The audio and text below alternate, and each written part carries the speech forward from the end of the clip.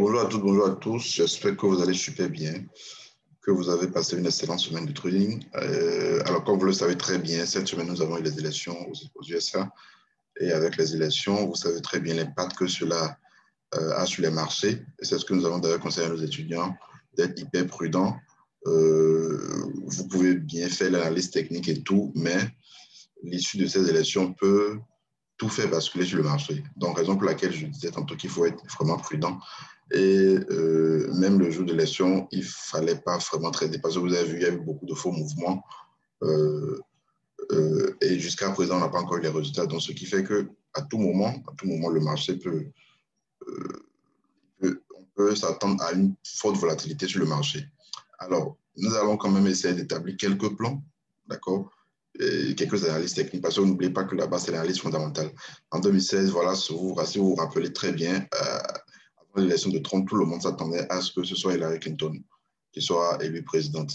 Mais dès que les résultats sont sortis, les marchés ont décroché, c'est-à-dire le dollar a commencé par chuter, et les indices ont commencé par chuter, d'accord? Parce que tout le monde se disait que voilà, Trump au pouvoir serait vraiment catastrophique pour l'économie américaine et tout. Mais il a fallu qu'il fasse un discours de rassemblement quelques heures plus tard et puis paf, le marché a commencé par monter. D'accord? Et depuis ce temps, on a eu que la hausse du dollar. Je pense que c'était en 2016, voilà, novembre 2016. Je vais voir si je peux avoir ça ici.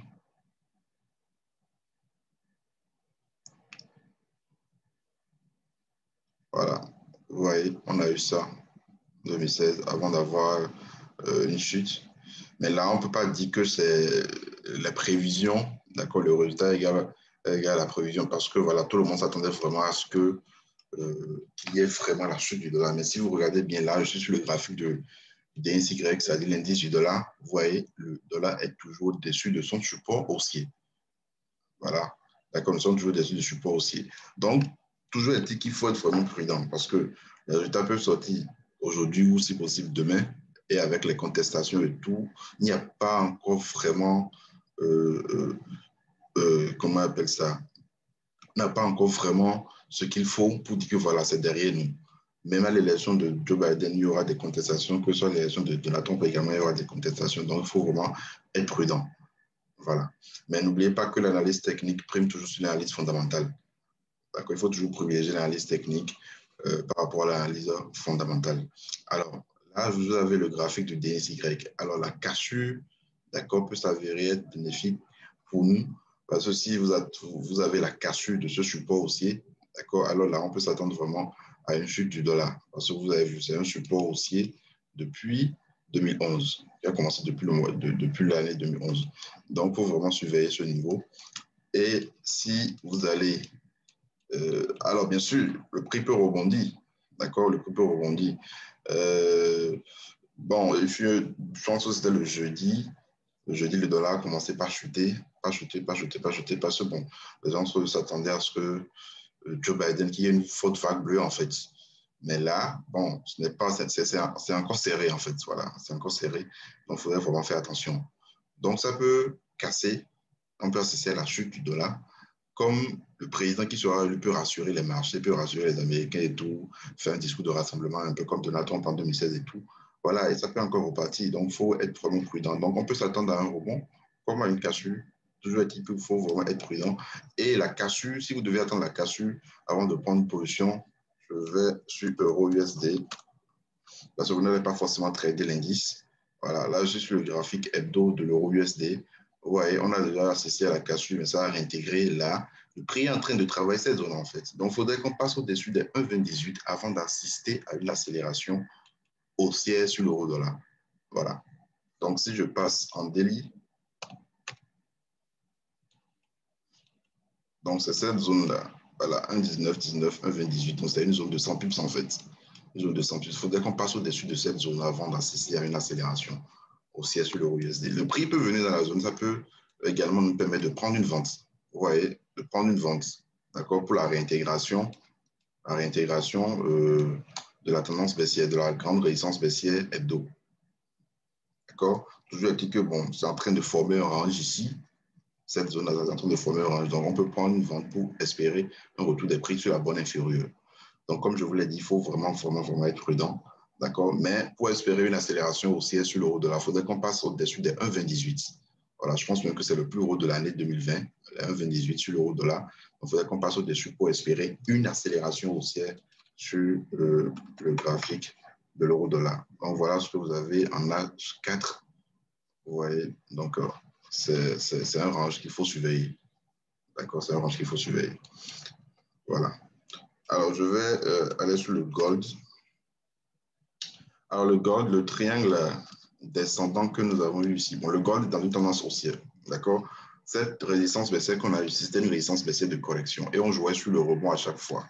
C'est-à-dire, quand ça corrige un peu, on prend une vente. Mais ça a cassé le mardi ou bien le mercredi, je ne me rappelle plus trop, ça a cassé quand même. Donc, il fallait prendre un achat. D'accord? Ça a cassé avec une forte volatilité.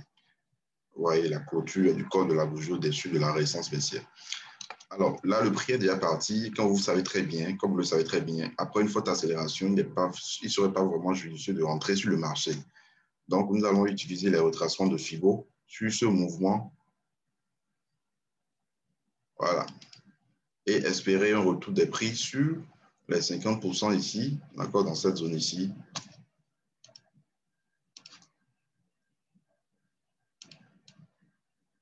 Voilà, les 50%, c'est ce niveau-là. D'accord, un retour des prix sur les 50 ou pourquoi pas les 61,8% pour prendre une position à l'achat. Alors, toutefois, vous avez une ancienne résistance ici, ouais, qui représente ici les 38,2% de Fibo. Donc, le prix peut également se retourner sur ce niveau-là. Toujours est-il qu'il faudrait forcément attendre une correction avant de rentrer dedans. Parce que là, acheter totalement en haut, ce ne serait pas bien. Ce serait un peu comme si vous achetez sur un sommet, en fait. Voilà. D'accord? Donc, il faudrait attendre une correction des prix, soit sur les 1930-89 ou sur les 1920, d'accord, 1920-25 pour pouvoir prendre un achat sur le gold. Toujours est-il que le gold a toujours été haussier et surtout en ces moments, d'accord, d'incertitude où le marché n'a pas de direction fixe, où les marchés, il y a de l'aversion au risque. Et n'oubliez pas que le gold, c'est une valeur refuge. Quand il y a de l'aversion au risque, les gens se ruent sur l'or. Et c'est d'ailleurs la raison pour laquelle ça a cassé, c'est en train de monter comme ça. D'accord, les gens préfèrent investir sur l'or, d'accord, que sur les actions, les indices, en tout cas les actifs classiques du marché en fait, en cette période. Donc, quand vous avez ces genres d'événements, les gens se ruent sur l'or. D'accord, donc la cassure de cette résistance baissière était une opportunité, une aubaine qu'il fallait prendre. Là, si vous n'êtes pas dedans, attendez un retour des prix, d'accord, en tout cas une correction quand même avant de prendre la position à l'achat sur le gold. Voilà. Donc, il serait mieux d'attendre la correction, d'accord, dans la zone que nous avons identifiée ici pour pouvoir prendre l'achat sur le gold. Alors, je continue avec l'USDJPY. Alors, l'USDJPY, qu'est-ce que nous avons? Alors, je vais aller en D1 pour vous montrer ce que j'ai tracé. Voilà, en D1 ici, voilà, vous avez ce canal descendant, d'accord, au sein duquel le prix évolue. Et vous avez également ce support majeur qui a été cassé, notamment à cause de la baisse du dollar que nous avons eu au cours de cette semaine. D'accord? Donc, théoriquement, d'accord, et techniquement du moins, avec la cassure, avec la forte volatilité, d'accord, la pleine bougie que nous avons ici, on pourrait prendre une position de vente. D'accord? On peut prendre une position de vente. Si on était en H4, bien sûr, ou bien si c'était hier, voilà. Parce qu'on a eu la clôture ici, c'était le jeudi, et le vendredi, on a eu cette bougie. Donc, c'était bon pour une vente. Alors, ce qu'on vise ici, c'est quoi? C'est le bas, la bande inférieure du canal. D'accord? Cette bande-là sur laquelle le prix a déjà rebondi ici et ici. Alors, comment faire pour prendre cette position?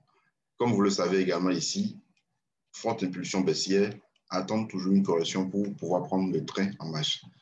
Je vais aller gérer en H4.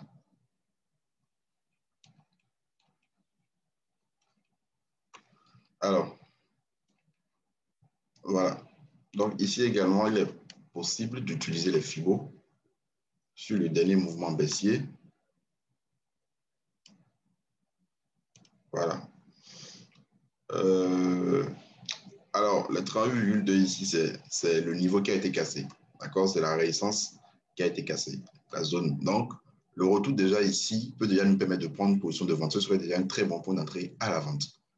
D'accord, sur l'USDJPY. Ça peut également revenir sur les 50%. D'accord, ce qu'on surveille très souvent, 50-68%.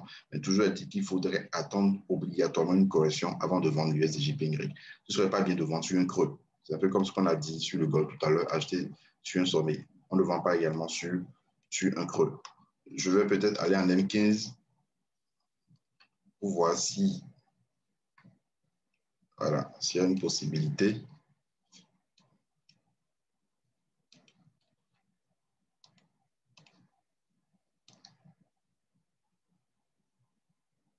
Voilà ce qu'on avait.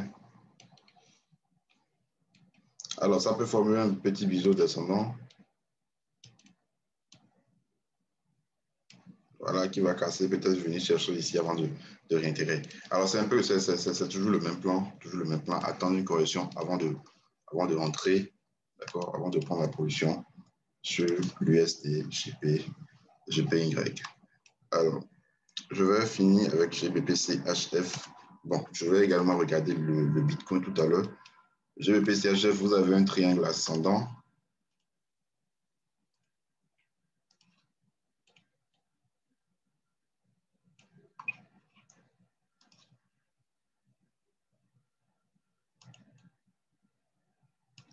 Alors, il y a beaucoup d'espace. Le marché est vraiment en forte compression. D'accord? Donc, on a encore un peu d'espace pour chercher à jouer sur les rebonds. Donc, le retour des prix sur le support, la bande inférieure du triangle, peut nous permettre de prendre un achat. D'accord? Et en haut ici, prendre une vente. Toujours est-il que vous avez cette zone-là qui peut vraiment jouer. Donc, raison pour laquelle ce serait vraiment judicieux de jouer sur un rebond en bas ici. Et si cassure, parce que bon, c'est un triangle ascendant. Donc, généralement, ce n'est pas le haut que ça casse. D'accord? Cassure de la bande supérieure pour nous permettre de prendre une position à l'achat ou de renforcer si on avait acheté en bas ici. Voilà. Donc, c'est à surveiller, d'accord? Parce que ça va forcément sortir tôt ou tard. Mais quand vous avez encore de l'espace, il faut toujours chercher à profiter, d'accord? Jouer sur les rebonds. Je vais finir avec le BTC, le Bitcoin. Alors,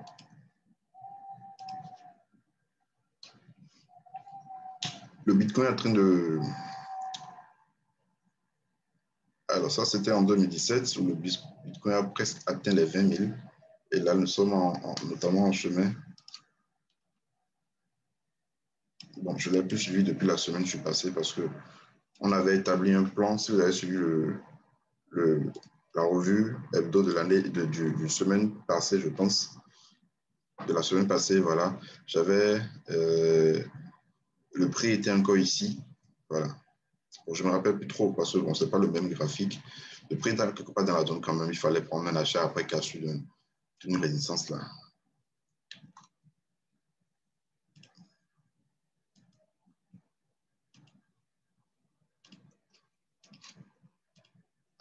Un instant.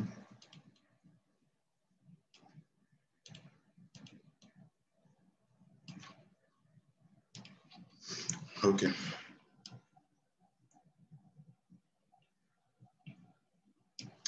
OK, je pense que le prochain objectif actuellement, c'est les 17 345. Mais ça ne veut pas dire qu'il faut acheter comme ça. Voilà, d'accord? Attendez toujours correction. Quand vous ratez une cassure, quand vous ratez une accélération, attendez, le prix n'évolue jamais en ligne droite. Vous avez vu ici, ça monte, ça monte, ça monte, mais tôt ou tard, paf, ça corrige. D'accord? Ça corrige toujours. Vous aurez toujours une correction. Ça part, mais attendez toujours la correction. Même si ça part tôt ou tard, vous aurez forcément une opportunité. L'idéal serait d'attendre toujours les corrections avant de pouvoir entrer dedans. Voilà. Donc, le prochain objectif sur le Bitcoin, c'est les 17 345 avant d'atteindre le plus haut que nous avons eu en décembre 2017, où tout le monde s'affolait sur le Bitcoin. 19 000 et quelques, 19 600 et quelques. Voilà, donc attendez la correction avant de chercher à prendre la position d'achat sur le BTC. Donc voilà ce que j'ai prévu pour aujourd'hui.